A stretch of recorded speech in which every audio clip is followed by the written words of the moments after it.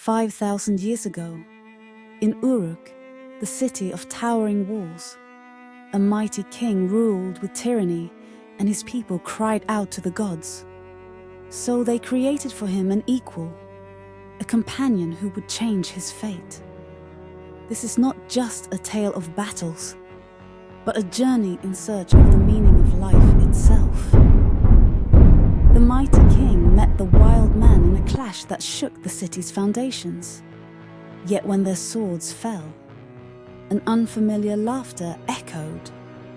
They had discovered that true strength was not in combat, but in alliance.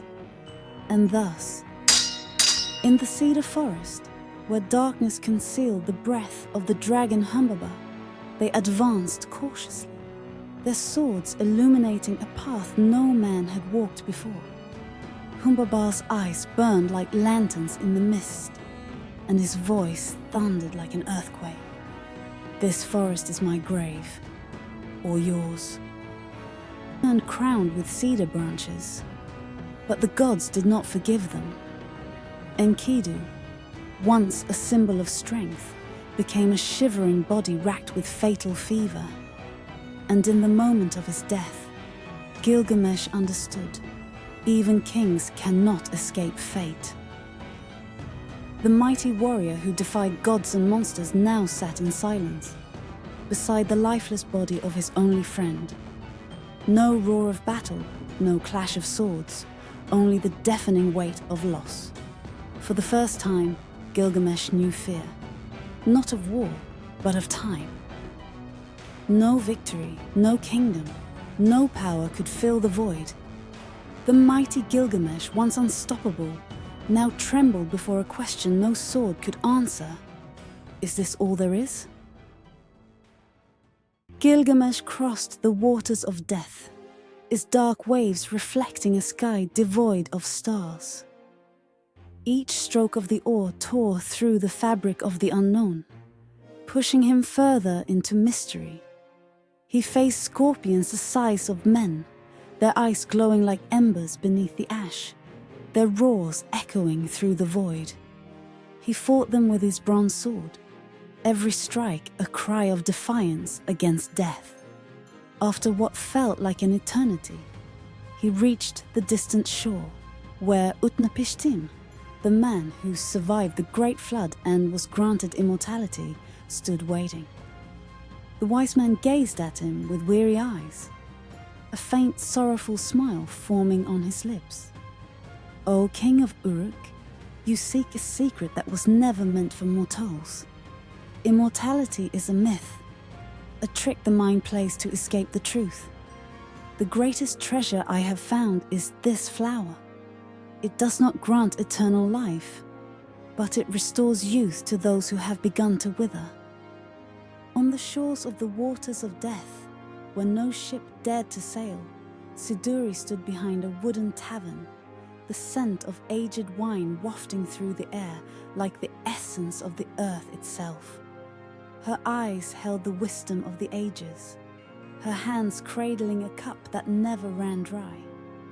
When she saw Gilgamesh, she recognized in his eyes the longing of a man chasing something unattainable. She stopped him with a voice as gentle as the morning breeze. Why do you chase immortality, O King of Uruk? What will you do with endless years if you do not know how to live? Close your eyes for a moment. Hear the laughter of children in the markets. Feel the warmth of the sun on your face. Inhale the scent of freshly baked bread. And understand that this is life. Do you need more than this? But Gilgamesh, drowning in sorrow, found no solace in her words.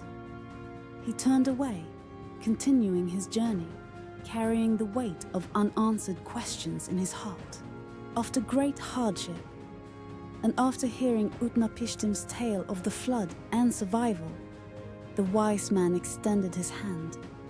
Resting in his palm was a flower that glowed with a faint light, as if it held the secret of life within its petals.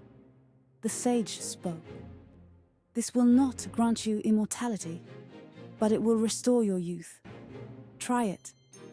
and you will see your body renewed as it once was.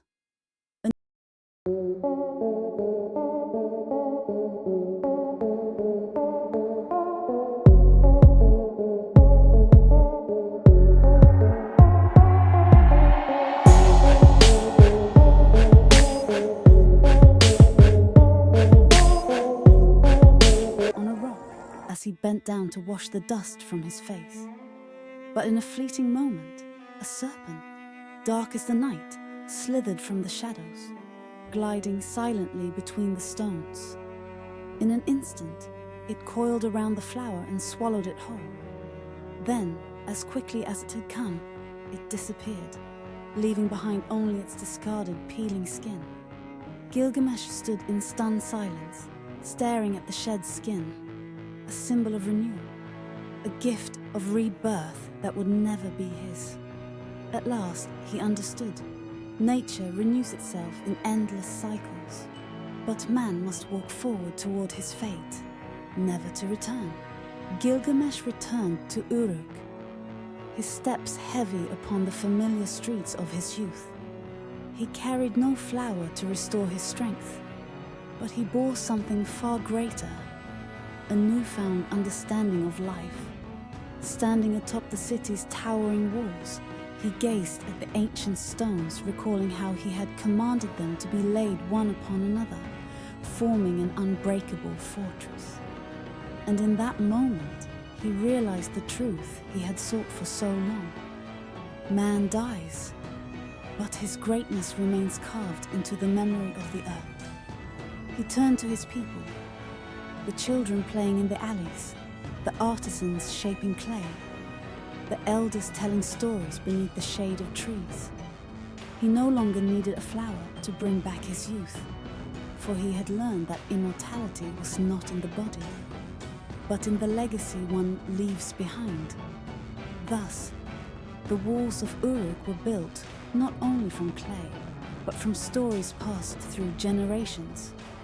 Tales of a king who sought eternal life, only to find himself in the wisdom of living.